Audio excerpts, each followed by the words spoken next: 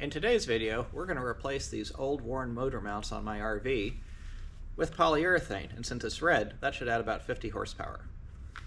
So the motor mounts on my RV are original, or at least they appear to be, and they're pretty worn. And I had been observing this for a long time, and I'd been observing while driving it that there were a lot of vibrations that I associated with the engine not being properly secured within the bay. And when I say that, it wasn't like it was going to fall out, but whenever you have worn motor mounts, they end up transmitting a lot of not genuine engine vibrations, but they're the wrong vibrations because the engine is allowed to shift in ways that it's not supposed to. It can also make certain gear changes jerkier, which was something else that I was observing. I've used polyurethane motor mounts in other vehicles that I've owned before, and I've always been happy with the results. It goes against convention to do something like this in an RV or any kind of large heavy-duty vehicle with a big diesel engine, because normally, especially when you're thinking about something like a Class A, the general rule of thumb is that the people who are buying them and driving them really don't want to feel the engine.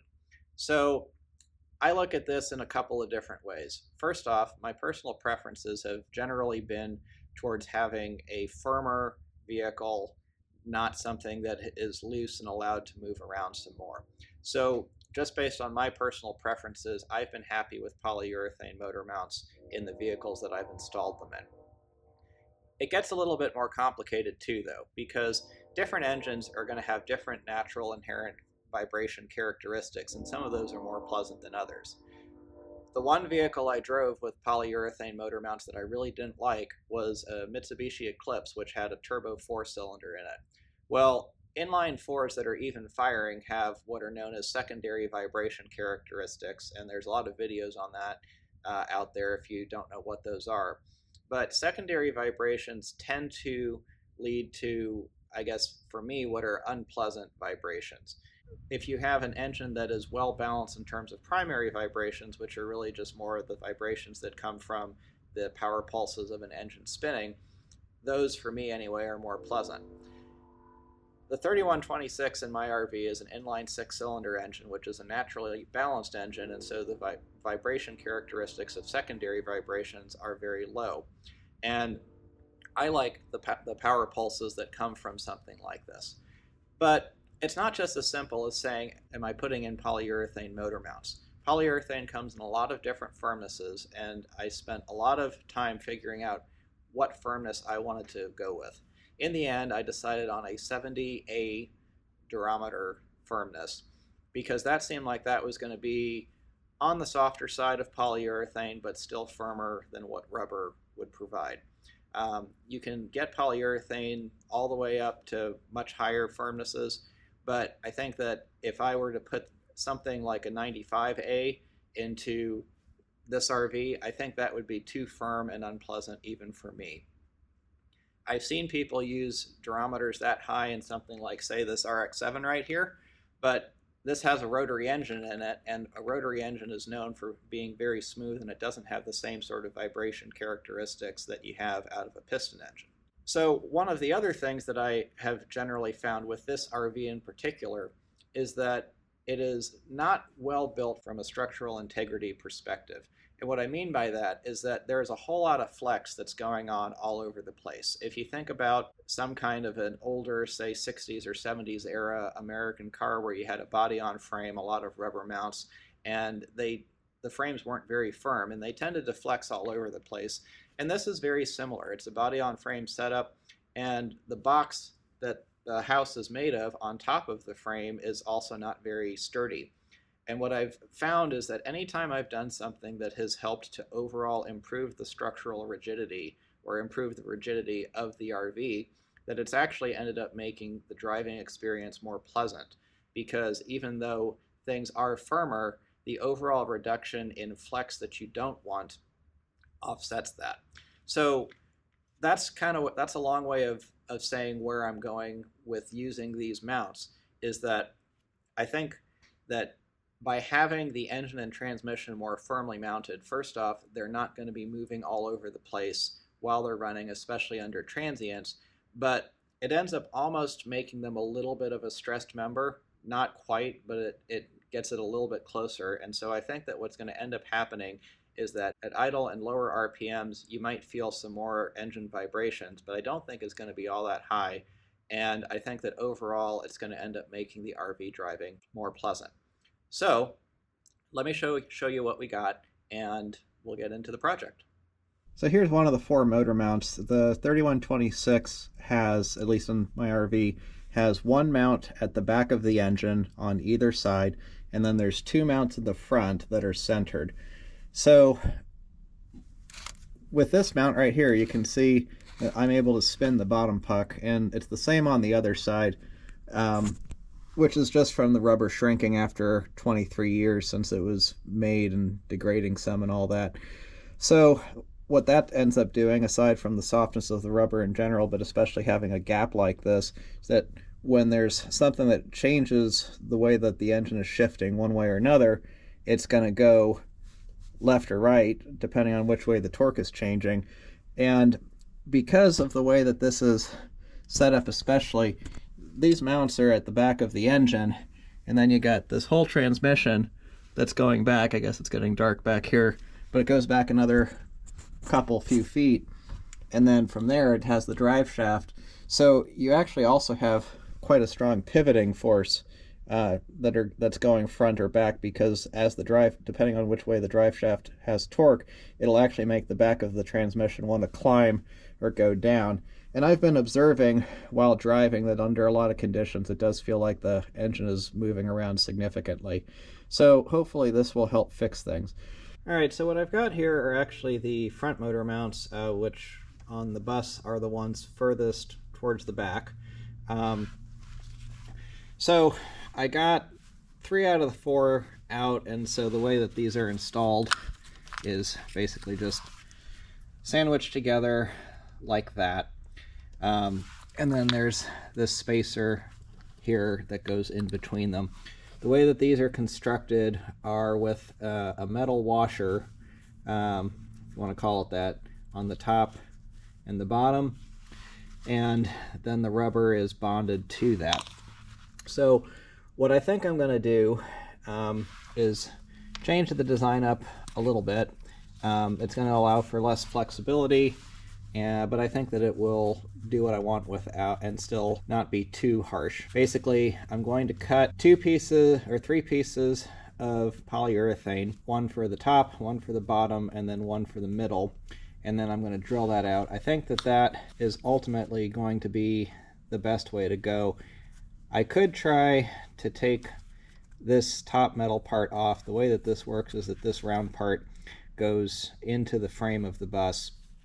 So I could do that if I wanted to keep the middle part open, but what I'm thinking about design-wise ends up being pretty much the same as what you see on really a lot of bushings. So I think that it should be fine.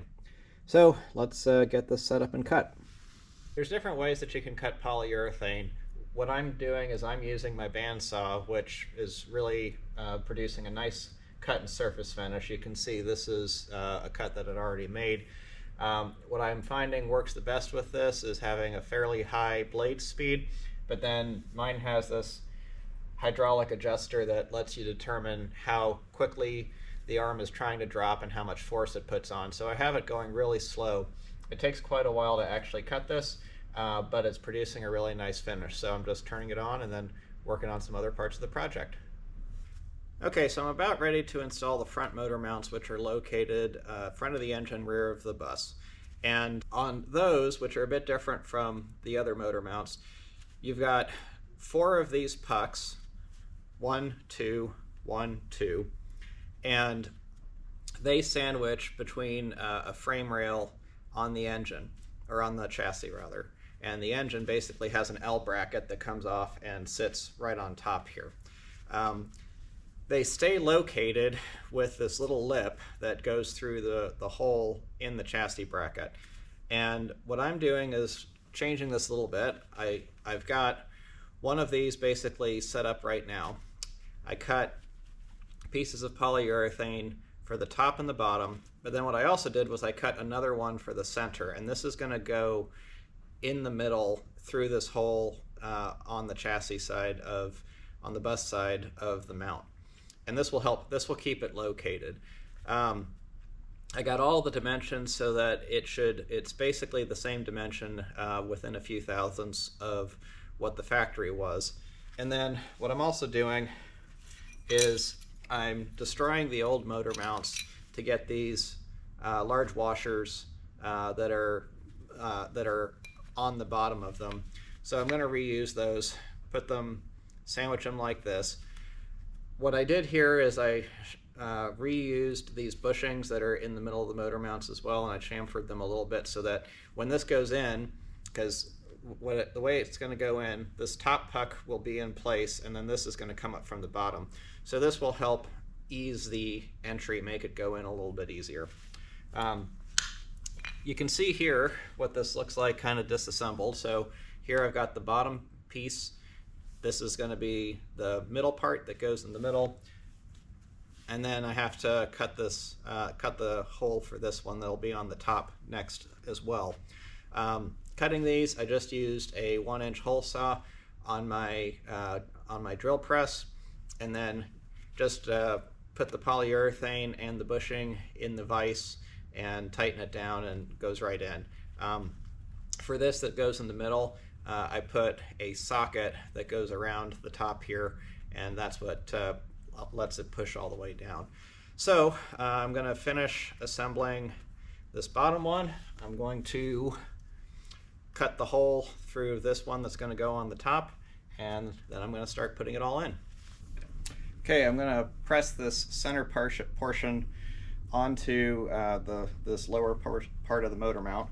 So first I'm just going to get this in the vise, tighten it down,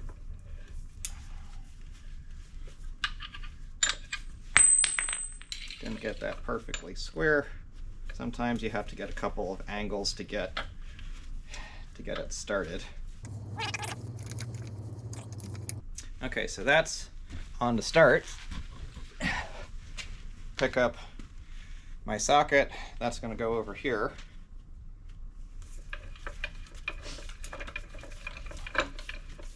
And I find it usually works better to get it started with the polyurethane by itself rather than put the socket on first. Just depends on what technique you work better with. For me, this is it. Okay. All right. And then I'm going to go over to the grinder and I'm going to chamfer this piece here to help it go into the chassis side mount easier. All right, as you can see, I've got the forward motor mounts at the back of the RV installed. Everything really went together quite easily. One thing I did to help make the top ones a little bit easier is I just put a little adhesive between the metal washer and the polyurethane, just so that when you're slipping them in there, it's easy for, if you don't have something to keep them stuck together, then they'll get misaligned. And you don't have to worry about it being 100% perfect, because this is polyurethane. It will bend and deflect a little bit, but you want to get it as close as possible. So basically just slipped those in, got the bottom ones on, and tightened those in. All right, so let me catch you up on where I am and what I've ended up doing. Originally I was planning on starting with the rear motor mounts, which are the ones at the back of the engine further forward on the bus, basically where the engine meets the transmission. Once I got the bottom nut off, it was clear that that was not going to be as easy as I thought it was, so I moved to the forward motor mounts. Those were easier than I expected, and I got those done. So let me show you here. This is one of the rear motor mounts that was going to be more difficult. Now, I thought this was going to be simple because I thought that this lower part was just going to be a solid puck. And as you can see, it's not. It's got this lip around here on the bottom. And then you can see on the top part, this top part goes into a hole on the bus side, and the engine part sits on top right here. So then on the bottom side of the chassis side mount, this bottom part slips in, and then the whole thing is sandwiched together with these 1/4 inch washers, 1/4 inch thick washers, one on the top, one on the bottom. These actually end up being more difficult to remove than I was expecting, because what I had to do was get the back of the engine lifted high enough to be able to raise this part and then get it out of the hole. And I ended up being able to do the passenger side. I'm going to have to get to the driver's side here after I finish this and put it back together. But I had to spend some more time thinking about how I wanted to do this, and I think I've got it figured out. So one thing to note is that this is a 4-inch diameter bushing, but the hole that this is going into is just a little bit under 3 inches. This is not a whole lot of area to support all of the weight and forces that are coming from the engine and transmission in the RV. And so if you look carefully, you will see that the bottom part of this actually has a metal washer on it, and there's metal in the sides here. I was thinking for a while about how I wanted to make my new mounts out of polyurethane and make sure that they were still going to support the engine properly. So I think I figured it out, and the key includes basically these washers. I've got my top parts cut, so these are going to go on top of the chassis side. I'm going to buy some more 1/4-inch round steel, and essentially I'm going to have the same washer on the top, and then I'm going to have another one on the bottom that is going onto the chassis side mount. I'm going to increase the size of the hole here so that this bottom washer is never touching the sleeve or the bolt that are going to go through the middle, because you still want to have that level of isolation. Otherwise you're going to end up getting a lot of direct vibrations transmitted through. It's going to transmit vibrations like a solid mount would, as opposed to having some kind of isolation from the polyurethane. So I'm going to drill a bigger hole in the middle of these, and what's going to happen is, much like the front bushings, I'm going to have washer, polyurethane, washer with the big hole. Then I'm going to have a smaller piece of polyurethane that goes through that chassis side mount, and then essentially invert on the bottom. One thing I'm going to have to pay attention to is, if you remember from the beginning of the video, this lower mount with the washer on it was very close to the frame, and I want to make sure that that is not touching. And I think it was touching before, which was probably transmitting some vibrations that were undesirable. So I need to make sure that the thickness of the polyurethane that I'm putting here, especially with these bushings, is thin enough. So essentially what I'm going to do is make the one side, the passenger side, put that in, and then once I can lower the engine and get that snug down in place, I'll be able to raise the driver's side enough to get it out, and then repeat the process over there. So that's a whole lot of talking. Let's get this done and get it in the bus. All right, so you can start to see what I've got here that's going to be going into the engine. I got this middle part upside down because it's going to be coming in from the top. But you kind of see what I've got here. The thicker piece of polyurethane, this goes on the top. That's because I wanted to have a bit more material where the load is going to be. This bottom one I cut to 600 thousandths because that's going to give me a little bit more clearance to the frame, and I checked this. It's going to have probably a bit over an eighth, maybe closer to a 1/4 inch worth of clearance, so that should help prevent the mounts hitting the frame.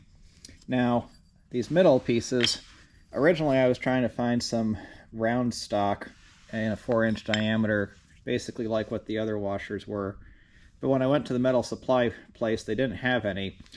So I figured, well, worst case, I can cut this into a circle, but this actually will fit both on the top and the bottom of the chassis side engine mount without hitting anything.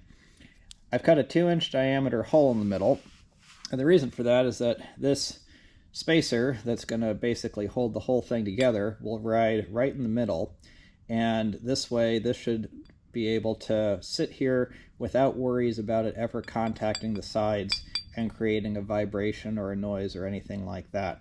So I think that this is going to work really well. A note on this spacer. So this is one of the ones that came out of the original motor mount. I destroyed the center of it to get it out. This originally was actually bigger in the middle than it is on the outside. So on the outside edges it's 1 1/4 inches, in the middle it was about 1.4. Proper way to turn this down would be a lathe. I don't have a lathe, and this gave me an opportunity to play around with my mill, just making a bunch of cuts back and forth, which is why it looks the way that it does. but this is going to work just fine for how we do it. Now, another point to make is that before, this was too long for the total amount of material that was in there, and that was what was allowing this bottom piece to rotate. With the new material and making the top a little bit larger, it actually, you can see it's got about 200 thousandths of worth of clearance between the top and the bottom washer.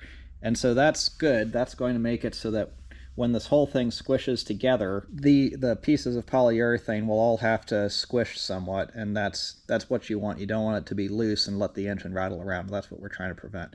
So I think this is going to work really well. I got to cut another hole in place. I got to cut some holes in these pieces of polyurethane, and then I can start putting at least the top portion together. I've got all of my polyurethane pieces cut for the motor mount, for the rear motor mounts now.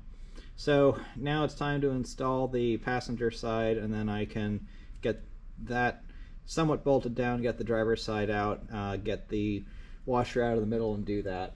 I ended up cutting these holes with a 1 1/4 inch hole saw. The spacer still fits in there just fine and it's snug. I think it would have been too tight with something smaller than that. Now it's just time to put them in. Okay, well the passenger side is in mostly. And I say mostly because if you look carefully here, this plate on top of the chassis side engine mount is not resting against it, which it should. And the reason for that is that my polyurethane for the middle did not line up correctly, and so it didn't go in all the way. The back side is in, the front side is not. So I've loosened this back up because I still have to do the driver's side. I'm not going to worry too much about it, and hopefully it will settle in with just moving around, but I guess we'll find out. So now I have to jack this up so that I can get the driver's side mount out and redo this process over there. Well, the driver's side went in easier than the passenger side. One thing that I did was I made a bit more of a chamfer on this middle piece of polyurethane to help get it go in easier. And that worked. I then had to go back to the other side and play with it a little bit more, but now I've got it in. So all 4 mounts are tightened down, and all that's left is to start it up and go for a test drive, see what I think. Now that I've driven the RV, I wanted to give a few parting thoughts about the project. I'll admit that when I first got the polyurethane motor mounts in and was thinking about starting it, I was a little bit dreading what was going to happen. I was somewhat afraid that maybe it was going to be too harsh, maybe there were going to be too many vibrations, and I wasn't going to like how the experience was. But in the end, what I had expected was going to happen pretty much proved to be exactly what happened. At idle, the first thing that I noticed after the engine running for a little bit was how much I didn't notice it running. That's not to say that it was silent or vibration free. I can still tell that the engine's running. But before, what was happening was I noticed a bunch of little squeaks and rattles, especially rattles, within the RV whenever the engine was running. Those have pretty much all gone away now, and what you end up getting is just that nice rhythmic vibration or oscillation, whatever you want to call it, of the engine. The RV itself isn't getting those rattles anymore, either at idle or going down the road. And I attribute that to probably more than anything the fact that the motor mounts, as I installed them and cut them and designed them, are no longer so close to the frame. I'm pretty sure that the original motor mounts were contacting the frame, and while they were worn, I have a feeling that when they were new, they probably were going to do that as well. So that by itself was a significant win. Idle was really where I was the most concerned about it potentially being too much vibration. But once I started driving it down the road, it was clear to me that the overall smoothness of the ride and the driving experience was significantly improved. And that I attribute to the engine being more solidly mounted in the RV. I do feel like it being a little bit of a stressed member is helping the overall rigidity of the RV. It felt like it was definitely a little bit more rigid and therefore happier going down the road when I test drove it. But the other thing I noticed was that the gear changes were significantly smoother than they were previously. It also seemed like it didn't clunk going into or out of gear as much as it did before. And again, these are all the sorts of things that having a more rigidly mounted, and not solid mounted, but more rigidly mounted engine and transmission are going to do for you. That slop is going to create thumps when that slop is allowed to get taken up by a change in force one way or the other. So overall, I think that this was a very good and a very worthwhile project. I probably didn't spend much more or much less than what it would have cost to buy factory replacement motor mounts. The result that I have is a lot better in my opinion than even stock brand new motor mounts would have been.